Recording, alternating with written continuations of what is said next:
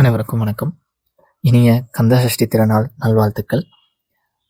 இன்னைக்கு இந்த வீடியோவில் நம்ம கந்தசஷ்டினா என்ன, முருகரோட தத்துவம் என்ன உணர்த்த வருது, இந்த 5 நாள் விரதம் மிஸ் பண்ணவங்களும் எப்படி இந்த நாளை பிரத்யேகமாக பயன்படுத்திக்கலாம், நம்மளோட உள்ளார்ந்த வளர்ச்சிகளுக்கும் சரி, வெளியே இருக்கிற வளர்ச்சிகளுக்கும் சரி எப்படி பயன்படுத்திக்கலாம் அப்படிங்கிறது எல்லாமே இந்த பதிவில் பார்ப்போம். முதல்ல இந்த ஷஷ்டி அப்படிங்கிறது தான் என்ன அப்படின்னு பார்த்தீங்கன்னா, ஷஷ்டி அப்படின்னா 6, கந்த சஷ்டி அப்படிங்கிறது கந்தனுக்குரிய 6 நாட்கள் அப்படின்னு சொல்லுவோம். இது ஐப்பசியில் வரக்கூடிய அமாவாசைக்கு அடுத்த 6 நாட்கள், பிரதமையில் தொடங்கி ஷஷ்டியில் முடியும் 6 நாட்களை நம்ம கந்த சஷ்டின்னு சொல்கிறோம். ஏன் இந்த நாளை கந்த சஷ்டியாக நம்ம கொண்டாடணும்? ஒரு இடத்துல எத்தனையோ சஷ்டிகள் வருது, ஆனால் இந்த ஒரு நாள் கந்த சஷ்டின்னு சொல்கிறோம் இல்லையா? ஏன் இந்த நாளை சூரனை சம்ஹாரம் பண்ண கந்தன் எடுத்துக்கிட்டாரு? ஏன் இந்த நாளில் சக்தி கிட்ட போய் வேல் வாங்குறாரு? இதெல்லாமே ஒரு யோக தத்துவம் தான். இது முதல்ல இந்த காலம் அப்படிங்கிறது நம்ம என்னன்னு பார்க்கணும். எந்த ஒரு இந்திய கேலண்டர் படியும் சரி, ஒரு தமிழ் கேலண்டர் குறிப்பாக சொல்லணும்னா, தமிழ் கேலண்டர் முறைப்படி பார்த்தோம் அப்படின்னா, எந்த ஒரு விசேஷமாக இருந்தாலும் அது அமாவாசை பௌர்ணமிகள்லையும் சில சூரியனை தொடர்புடைய நாட்களையும் தான் நம்ம கொண்டாடுவோம். தமிழர்கள் இந்த வானவியல் அறிவியலில் அதையும் இந்த உடம்போட அறிவியலும் ரெண்டும் கம்பைன் பண்ணி தான் ஒரு விஷயங்களும் சொல்லியிருக்காங்க. முதல்ல இந்த வானவியல் பொறுத்த வரைக்கும் பார்த்தீங்கன்னா, நம்ம இப்போ தட்சிணாயனம் அப்படிங்கிற காலத்தில் இருப்போம். இந்த தட்சிணாயன காலம் அப்படிங்கிறது என்னன்னு பார்த்தீங்கன்னா, பூமி சூரியனை ஓவல் ஷேப்லேயும் கொஞ்சம் மேலையும் கீழேயும் தான் சுற்றி வரும். அப்போது இதில் இந்த கீழே போகும்போது சவுத் சைடில் சூரியனை விட்டு ரொம்ப வெகு தொலைவில் வரும் பொழுது நமக்கு இந்த பூமியில் சில சேஞ்சஸ் அப்படிங்கிறது ஏற்படும். உடலில் மந்தத்தன்மை, உடல், மனம், அப்புறம் இந்த சுற்றி இருக்கிற சுற்றுச்சூழல் எல்லாத்துலேயுமே ஒரு மந்தத்தன்மை ஏற்படும். அதை கிளியர் பண்ணுறதுக்காக தான் பெரும்பாலான விசேஷங்கள் இந்த காலத்தில் இருக்கும். எக்ஸாம்பிள் பார்த்தீங்கன்னா, புரட்டாசியில் நான்வெஜ் சாப்பிடக்கூடாதுன்னு சொல்கிறது, இதெல்லாமே பார்த்தீங்கன்னா உடலில் மந்தத்தன்மை ஆல்ரெடி இருக்கும். அப்போ நான்வெஜ் சாப்பிடும்போது டைஜஷன் இருக்காது. அந்த மாதிரி பல காரணங்கள். மார்கழியில் 4 மணிக்கு எந்திரிங்கன்னு சொல்லுவாங்க, கார்த்திகையில் 4 மணிக்கு எந்திரிக்க சொல்லுவாங்க. கார்த்திகையில் எந்திரிச்சு ஐயப்ப சரணம், ஐயப்ப கோஷம் இடும்போது அந்த உடலில் ஒரு உற்சாகத்தன்மை ஏற்படும். பஜனைகள் இருக்கும் இந்த காலங்களில். இது எல்லாமே பார்த்தீங்கன்னா ஒரு உத்வேகத்தை உண்டாக்குறதுக்காக தான் வச்சுருக்காங்க. அதே மாதிரி இந்த கந்த சஷ்டி அப்படிங்கிறது பார்த்தீங்கன்னா இந்த ஒரு காலத்துல தான் வரும். அதே மாதிரி சித்தர்கள் என்ன சொல்லுவாங்க அப்படின்னு பார்த்தீங்கன்னா, இந்த தட்சிணாயன காலத்தில் நம்ம செய்கிற ப்ராக்டிசஸ் எல்லா விஷயத்துக்கும் நமக்கு உத்தராயணம் இதில் பெனிஃபிட் கிடைக்கும் அப்படின்னு சொல்லுவாங்க. ஏன் அப்படின்னு பார்த்தீங்கன்னா, இது முழுக்க முழுக்க ஒரு யோகா அறிவியல் தான். இந்த யோகா அறிவியல் என்ன சொல்லுது அப்படின்னா, இந்த உடலுக்குள்ள சூரிய ஒளி இருக்கும் பொழுது சில மாற்றங்கள் ஏற்படணும், சூரிய ஒளி இல்லாதப்ப சில மாற்றங்கள் ஏற்படும் அப்படின்னு, சில கெமிக்கல் சேஞ்சஸ் அப்படிங்கிறது ஏற்படும்னு சொல்லுவாங்க. அப்போ இப்போ நம்ம பயிற்சி பண்ணுறது எல்லாமே பார்த்தீங்கன்னா, இந்த சூரிய வெளிச்சம் அதிகமாக இருக்கக்கூடிய காலம் ஜனவரி 14 தொடங்கி அதுதான் நம்ம பொங்கலை அனுசரிக்கிறோம். அந்த வெயில் நமக்கு வர டைமை நம்ம அதை ஒரு கொண்டாட்டமாக எடுத்துக்கிறோம். அப்போ நம்ம சூரியனுக்கு நன்றி தெரிவிக்கிற விதமாக இருக்குது. அந்த காலத்தில் அந்த சூரியன் வந்த உடனே இந்த கெமிக்கல் சேஞ்சஸ் நம்ம இப்போ கிரியேட் பண்ணி வச்சதெல்லாம் கரெக்டான ஒரு ப்ரொபோர்ஷனில் நடந்து நம்மளுக்குள்ள பெரும் மாற்றங்கள் ஏற்படுதும். அதுதான் அந்த காலத்தில் பார்த்தீங்கன்னா உங்களுக்கு மகா சிவராத்திரி அந்த மாதிரியான நிறைய விஷயங்கள் வரும். அந்த காலத்தை சித்தர்கள் முப்பு எடுக்கும் காலம், ஜெயநீர் எடுக்கும் காலம்னு பல விஷயங்கள் சொல்லுவாங்க. வெளியே மெடிசனில் பார்த்தீங்கன்னா முப்பு ஜெயநீர்ன்றது ஒரு விஷயமா இருக்கும். நம்மளுக்குள்ள முப்பு ஜெயநீர், சுண்ணம் அப்படிங்கிறதெல்லாம் நம்மளுக்குள்ள ஒரு மாதிரி வேலை செய்யும். அது இப்போ நம்ம செஞ்சு வைக்கிற இந்த யோக சாதனங்கள் தான் அந்த காலத்தில் பயன்படும். அப்போது அது நடக்கும். இது நமக்கு இது எப்படி வெளியே இருக்குது, இந்த வெளியவும் உள்ளவும் எப்படி இந்த விஷயங்கள்லாம் நடக்குது அப்படிங்கிறதுக்கான ஒரு அறிவியல். அடுத்து இதில் முருகனோட தத்துவம். ஏன் நம்ம எப்போவுமே ஒரு பெரிய விஷயத்துக்கு சிவன் முருகன் இவங்க 2 பேரை சொல்கிறோம். குறிப்பாக முருகன் அப்படிங்கிறவரை நம்ம உடலோட அதிகமாக நம்ம ரிலேட் பண்ணுவோம். ஏன் அப்படின்னு பார்த்தீங்கன்னா, வள்ளலார் என்ன சொல்லுவார் அப்படின்னு பார்த்தீங்கன்னா, இந்த 6 ஆதாரங்களில் இருக்கிற ஒளி, 6 ஆதாரங்களுக்கும் ஒளி இருக்கும். அந்த ஒளி முருகனோட தத்துவம்னு சொல்லுவார்.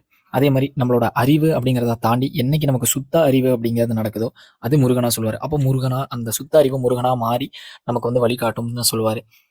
சுப்பிரமணியர் அப்படிங்கிறது நம்மளோட கழுத்துக்கு இடது பக்கம் பார்த்தீங்கன்னா தொண்டைக்குழிக்கு இடது பக்கத்தில் 6 நாடியாக இருக்கும் அப்படின்னு சொல்லுவார். இந்த மாதிரி பல்வேறு இடங்கள்ல சொல்கிறாங்க.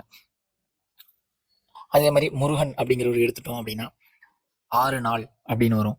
அவர் அவருக்கு வரது எல்லாமே பார்த்தீங்கன்னா 6வது நாள், 6 நாள், 6 கைகளை உடையவர், 12 கைகளுடையவர், 6 முகங்களுடையவர் அப்படின்லாம் சொல்லுவாங்க. இந்த 6 அப்படிங்கிறது சரவண பவ, இது எல்லாமே பார்த்தீங்கன்னா 6 எழுத்து எல்லாமே வரும். இப்போ இந்த 6 அப்படிங்கிறது ஏன் முருகனோட பெரிய தொடர்பு ஏற்படுத்துறாங்க? முருகன்னா உண்மையிலே என்ன அப்படின்னு பார்த்தீங்கன்னா, முதல்ல நம்ம சொன்ன மாதிரி சுத்த அறிவு அப்படிங்கிறவர் தான். அந்த சுத்த அறிவு வர்றதுக்கு முன்னாடி நம்ம ஒரு 6 நிலைகளை கடக்கணும். அதுதான் இந்த 6 ஆதாரங்கள். இந்த 6 ஆதாரங்களை கடந்து மனம் செம்மையாகும். மனம் அதுக்கப்புறம் அறிவு செம்மையாகும். இதெல்லாம் செம்மையானதுக்கப்புறம் தான் சுத்த மனம், சுத்த அறிவு அப்படிங்கிற சுத்த உடல் இது எல்லாத்துக்குள்ளேயும் நம்ம போவோம். முதல்ல இந்த 6 ஆதாரங்கள் அப்படிங்கிறத பேஸ் பண்ணினது தான் இந்த 6 நாட்கள். இப்போ நீங்கள் பார்த்தீங்கன்னா இருக்கிறதுலையே எல்லா விரதங்களையும் காட்டி சஷ்டி விரதம் அப்படிங்கிறது ரொம்ப பவர்ஃபுல்லாக இருக்கும். ஏன்னு ஒரு நாளாவது யோசிச்சிருக்கீங்களா? ஏன் அப்படின்னு பார்த்தீங்கன்னா, இப்போ ஒரு சஷ்டிக்கு நம்ம வந்து ஒரு விஷயம் கேட்டு விரதம் இருக்கணும். அது மேக்ஸிமம் அடுத்த வருஷம் சஷ்டி விரதத்துக்குள்ளேயே அது நடந்துரும். இது ஏன்னு ஒரு நாளாவது யோசிச்சிருக்கீங்களா? ஏன் அப்படின்னா, இந்த நாள், இந்த 6 நாட்கள் நம்ம உடலை வருத்தி பண்ணுறோம் அப்படிங்கிறது வேற விஷயம். ஆனால் நம்ம அந்த சாப்பிடாம இருக்கோம். சதா இறைவனை நினச்சே இருக்கோம். முருகனை நினச்சி தியானம் பண்ணுவோம். முருகனை நினச்சி ஏதோ ஒன்று எழுதுவோம். இது எல்லாமே என்ன பண்ணணும்னு பார்த்தீங்கன்னா, மனதை குவிச்சு ஒரு ஆதாரங்களையும் கிளென்ஸ் பண்ணி அந்த விஷயம் நடத்தி வைக்கிறதுக்கு ஏற்ற மாதிரி நம்மளை அலைன் பண்ணுது. அப்போது சஷ்டி அப்படிங்கிறது எவ்வளோ பவர்ஃபுல்லாக இருக்குன்னு பார்த்தீங்களா? அது நேச்சுரலாகவே இந்த டைம் அப்படிங்கிறது 6 ஆதாரங்களை வந்து கிளென்ஸ் பண்ணுறதுக்கான ஒரு நாள். இப்போ இந்த 6 நாட்களை நீங்கள் மிஸ் பண்ணியிருந்தாலும் பரவாயில்ல. இந்த வீடியோவில் நம்ம இன்றைக்கி சொல்கிற இந்த பயிற்சியை நீங்கள் பண்ணிங்கனாலே அபரிவிதமான விஷயங்களை நீங்கள் உணர்வீங்க. நம்ம சொல்கிற பயிற்சியை பண்ணிவிட்டு கமெண்ட் செக்ஷனில் வந்து எப்படி இருந்தது அப்படின்னு சொல்லுங்கள். ஓகே, இப்போ அந்த 6 நாள் வெளியே வந்து என்ன பண்ணுறாங்க அப்படின்னு நம்ம பார்ப்போம். முதல்ல 5 நாள் வந்து நம்ம நார்மலாக எப்பவும் போல் விரதம் இருக்கிறது எல்லாமே பண்ணுவோம். 6வது நாள் முருகன் என்ன பண்ணுவார் அப்படின்னா, சூரனை சம்ஹாரம் பண்ணுறதுக்காக ஸ்ட்ரெயிட்டாக கிளம்பி போய் வேகமாக போவார். போய் வேலை வாங்குவார். வேலை வாங்கின உடனே அவருக்கு வேர்க்கும். வேர்த்த உடனே போய் சூரனை சம்ஹாரம் பண்ணுவார். சம்ஹாரம் பண்ணிவிட்டு அடுத்த 7வது நாள் வள்ளி தெய்வானை, இதில் வந்து தெய்வானை அவங்கள வந்து அவர் மணந்துப்பார். இப்போ இது ஒரு யோகா அறிவியலாக, இது வெளியே கேட்கும்போது கதையாக தெரியுது. இது யோகா அறிவியலாக நமக்குள்ளே எப்படி நடக்குதுன்னு பார்ப்போம். முதல்ல இந்த 6 நாட்கள் அப்படிங்கிறது 6 ஆதாரங்களை குறிக்குதுன்னு நம்ம சொல்லியிருக்கோம். முதல் நாள் முருகன் அப்படியே கொஞ்சம் கொஞ்சமாக இந்த 6 ஆதாரங்கள் வழியாக அந்த எனர்ஜி அப்படிங்கிறது மேலே ஏறும். ஏறி 6வது நாள் நம்மளோட தலைக்குள்ளே அந்த சக்தி போனதும், நம்ம பயிற்சி பண்ணுறவங்க எல்லாருமே, நம்ம முருகன் யோகாக்களை ப்ராக்டிஸ் பண்ணுறவங்க எல்லாருமே இதை உணர்ந்திருப்பீங்க. இந்த கீழேருந்து எனர்ஜி மேலே ஏறி கழுத்தை தாண்டி தலைக்குள்ளே போன உடனே, தலைக்குள்ளே ஒரு பர்டிகுலர் இடத்துக்கு போன உடனே நமக்கு உடல் வேர்க்க ஆரம்பிக்கும். அது வரைக்கும் உடம்பு கொதிக்கும். அதுக்கப்புறம் பார்த்தீங்கன்னா வேர்க்க ஆரம்பிக்கும். அது வேர்த்த உடனே உடல் குளிர்ச்சி பெறும். அதுக்கப்புறம் அந்த சக்தி உள்ளே சேர்றதை வந்து நீங்கள் உணர்வீங்க. இது என்ன நடக்குது அப்படின்னு பார்த்தீங்கன்னா, இந்த யோகா அறிவியல் படி இதுக்குள்ளே என்ன நடக்குதுன்னா, இந்த சக்தி ஒரு நாள் அப்படியே மேலே ஏறும். ஏறும் பொழுது 5வது நாள் அப்படின்னு நம்ம சொல்கிற 6வது நாள், 5 நாள் முடித்து 6வது நாள் அப்படிங்கிறது இந்த எனர்ஜி தலைக்குள்ளே போகிற அந்த காலம். உள்ளே போன உடனே அது ஒரு அபரிவிதமான ஒரு விஷயத்தை வந்து பண்ணும். அந்த வேல் வாங்குறது அப்படிங்கிறது இந்த எனர்ஜியை வந்து கொண்டு போகிறது. கொண்டு போய் அந்த நம்மளோட ஆன்மீக வளர்ச்சிக்கு தடையாக இருக்கிற உள்ளே அந்த சக்தி போனதுக்கப்புறம் உள்ளே எதெல்லாம் தடையாக இருக்கும், மூளைக்குள்ளே நமக்கு ஏற்படுற சில விஷயங்கள் இருக்கு இல்லையா, ஆங்கர், லஸ்ட்டு, கிரீடு, ஈகோ, இது எல்லாத்தையும் அது அழிக்கும். அதுதான் வந்து சூரன் அப்படின்னு சொல்கிறாங்க. அதை தான் சம்ஹாரம் பண்ணுறோம். ஸோ சூர சம்ஹாரம். அதை வந்து சம்ஹாரம் பண்ணி இந்த எனர்ஜி என்ன பண்ணோம் அப்படின்னா போய் பீனியல் கிளாண்டோட சேர்ந்துடும். பீனியல் பிட்யூட்டரி கிளாண்ட் இதுக்குள்ளெல்லாம் போய் புகுந்து கொள்ளும். அப்போது இதுதான் வந்து நம்ம 7வது நாள் வள்ளி தெய்வானை மணக்கிறது, தெய்வானையை மணக்கிறது அப்படின்னு சொல்கிறோம். ஸோ இந்த சக்தி மேலே ஏறி போகும்போது அந்த 5 நாளை சிம்பிளைஸ் பண்ணுது. 6வது நாள் இது அபரிவிதமாக அந்த தலைக்குள்ளே போகும்போது ரொம்ப ஸ்பீடாக போய் அந்த சக்தி கிடச்சி அங்கே போய் இருக்கிற தேவையில்லாத விஷயங்களெல்லாம் சம்ஹாரம் பண்ணிட்டு அது போய் இறுதியாக ஒரு ஆனந்தத்தோட அந்த மேலே இருக்கிற எனர்ஜியோட சேர்றது, கீழே இருக்கிற எனர்ஜியை கொண்டு போய் மேலே இருக்கிற எனர்ஜியோட சேர்க்குற, அதை தான் நம்ம வந்து தெய்வானையோட அடுத்த நாள் திருக்கல்யாணம்னு சொல்கிறோம். இதை வந்து சித்தர்கள் சிவசக்தி சேர்க்கைன்னு சொல்லுவாங்க. நம்ம இது முருகனோட விஷயங்களோட ஒத்து பார்க்கும்போது இது முருகன் தெய்வானை அப்படின்னு நம்ம வந்து சொல்கிறோம். இதுதான் வந்து நம்மளுக்குள்ள நடக்கிற யோகா அறிவியல். இப்போ யோகம் தெரிஞ்சவங்க ஓகே, தெரியாதவங்க என்ன பண்ணலாம், இல்லை யோகம் தெரிஞ்சவங்க இப்போ இந்த 5 நாளை மிஸ் பண்ணியிருந்தா நம்ம என்ன பண்ணலாம் அப்படிங்கிறத முழுமையாக இங்கே பார்ப்போம். முதல்ல யோகம் தெரியாதவங்க என்ன பண்ணுங்க அப்படின்னா, ஃபஸ்ட்டு விஷயம், ஒரு முன்னாடி நெய் தீபம் ஏற்றி வச்சுக்கோங்க. ஏற்றி வச்சுட்டு அமைதியாக உட்காருங்க. உட்காந்துட்டு முதல்ல கந்த சஷ்டி எடுத்து பாருங்கள். எடுத்து அதில் முதல்ல ஒரு வரியாக பூர்வமையாக படித்து பாருங்கள். என்ன சொல்ல வராங்க, இதுக்குள்ளே என்ன தத்துவம் சொல்கிறாங்க, என்ன ஒரு அறிவியல் சொல்கிறாங்க, எந்த மாதிரியான ஞானம் இதுக்குள்ளே ஒளிஞ்சிருக்கு. அது வெறுமனே மெட்டு போட்டு பாடக்கூடிய ஒரு விஷயம் இல்லை. அது முதல்ல தெளிவாக படித்து பாருங்கள். ஒரு லைனாக படிங்க. இது என்ன சொல்ல வராங்க, ஒரு லைனுக்கும் யோசிங்க. பொறுமையாக படிச்சுட்டு வாங்க. உங்களுக்கு இதில் ஒரு 1/2 மணி நேரத்துலேருந்து 3/4 மணி நேரம் போகும். ஒரு டைம் ரொம்ப பொறுமையாக படிங்க. எவ்வளோக்கு எவ்வளோ அதை யோசித்து அதை உணர்ந்து படிக்க முடியுமோ அவ்வளோ உணர்ந்து படிங்க. படிச்சுட்டு இப்போ நீங்கள் இந்த இடத்துல ரகசியமாக என்ன பண்ணியிருக்கீங்கன்னா, சத்விசாரம் நம்ம வந்து சித்தர்கள் சொல்கிறதா இருக்கட்டும், வள்ளலார் சொல்கிறதா இருக்கட்டும், இதை தான் சொல்கிறாங்க. உங்ககிட்ட கேள்வி கேளுங்க அப்படிங்கிற இந்த கேள்வியை நம்ம உள்ளே கேட்க போகிறோம். கேட்ட உடனே இந்த இடத்துல ஆன்மா விழிப்பு பெறும். ஆன்மா வந்து யோசிக்கும், ஓ ஏதோ நம்மளை கரை தேர்த்தறதுக்கான ஒரு வழி கிடைக்குது, ஆரம்பிக்கிறாங்க அப்படின்னு சொல்லி. இது ஆரம்பித்த உடனே நீங்கள் வந்து என்ன பண்ணுங்கன்னா, இந்த 1 மணி நேரம் நீங்கள் வந்து ஒரு 5:50 இல்லை 6 மணிக்கு இது வந்து ஆரம்பிக்கலாம். விளக்கேற்றி ஆரம்பித்த உடனே அந்த 1 மணி நேரம் யார்ட்டையுமே பேசாதீங்க, ஃபோன் யூஸ் பண்ணாதீங்க, எதுவுமே எழுதாதீங்க, சரவண மந்திரம் ஜெபிக்காதீங்க, இது எதையுமே பண்ணாதீங்க. ஏன்னா முருகன் வந்து அவரோட நூல்லேயே வந்து மந்திரம் ஜெபிக்க வேண்டாம் அப்படின்னு சொல்லியிருக்காரு. மந்திரம் வந்து மனசை இரண்டாக்கும் அப்படின்னு. அது எதுவுமே வேண்டாம்.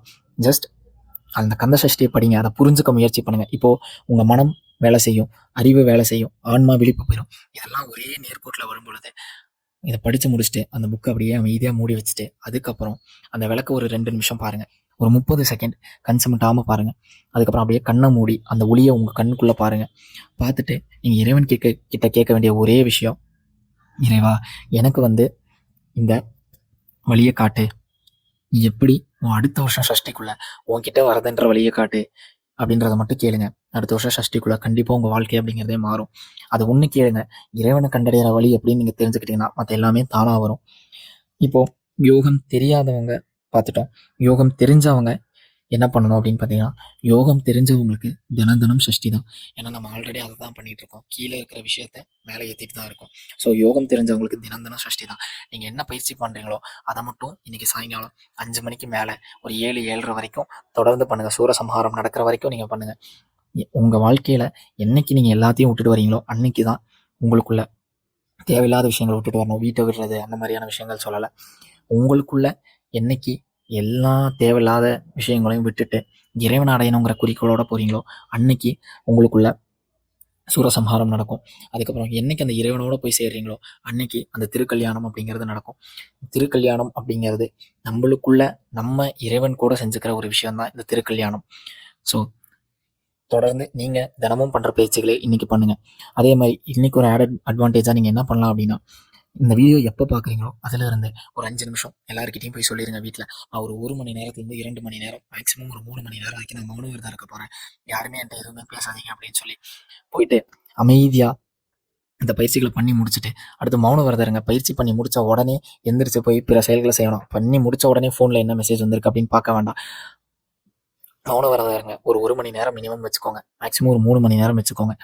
என்ன பண்ணுங்க அப்படின்னா, வீட்டில் சொல்லிடுங்க, எந்த ஒரு விஷயத்தையும் சாப்பிடாதீங்க. முதல்ல இந்த வயிறு எப்போ வந்து உங்களுக்கு டைஜஷன் அப்படிங்கிறது கம்மியாகுதோ அப்போ உங்கள் மனமோட வேகமும் கம்மியாக ஆரம்பிக்கும். அதை முதல்ல பண்ணுங்கள். எதையுமே அந்த 3 மணி நேரம் சாப்பிடாதீங்க. தண்ணி வேணால் நீங்கள் குடிச்சுக்கலாம். முதல்ல அமைதியாக இருங்க. ஒரு தனியான இடத்துக்கு போயிருங்க. எதுவுமே படிக்க வேண்டாம். எந்த ஒரு புக்கும் படிக்காதீங்க, எந்த ஒரு பாட்டும் கேட்காதீங்க, ஃபோனை பார்க்காதீங்க, டிவி பார்க்காதீங்க, யாருக்கிட்டையும் கையால் சைகையில் பேசாதீங்க, கண்ணால் பேசாதீங்க. எந்த விதத்துலையும் ஒரு கம்யூனிகேஷனே இல்லாமல் 1 மணி நேரம் அமைதியாக உட்காந்து கண்ணை மூடாமல் உங்களுக்குள்ளே என்ன நடக்குது, உங்கள் சரௌண்டிங்ஸ்குள்ளே என்ன நடக்குது, ஃபஸ்ட்டு சரௌண்டிங்ஸ்லேருந்து ஆரம்பிங்க. உங்கள் சரௌண்டிங் எப்படி இருக்குது, சுற்றி ஒரு கிளாக் ஓடுற சின்ன சத்தம் கேட்கும், வெளியே யாரோ பேசுகிற சத்தம் கேட்கும், நாய் குறைக்கிற சத்தம் கேட்கும். அப்புறம் கொஞ்சம் கொஞ்சமாக உங்கள் கவனத்தை உங்கள் உடலுக்கு கொண்டு வாங்க. உங்கள் உடலுக்குள்ளே ரத்த ஓட்டம் எப்படி நடக்குதுன்னு தெரியும், எண்ணங்கள் எங்கேருந்து உருவாகுதுன்றது தெரியும். இதெல்லாம் தெரிஞ்சுக்க ஆரம்பிங்க. உள்ளுக்குள்ளே கேள்வி கேளுங்க. இதெல்லாம் பண்ணும் பொழுது இதை தாண்டினா ஒரு பெரிய விரதம் இருக்காது.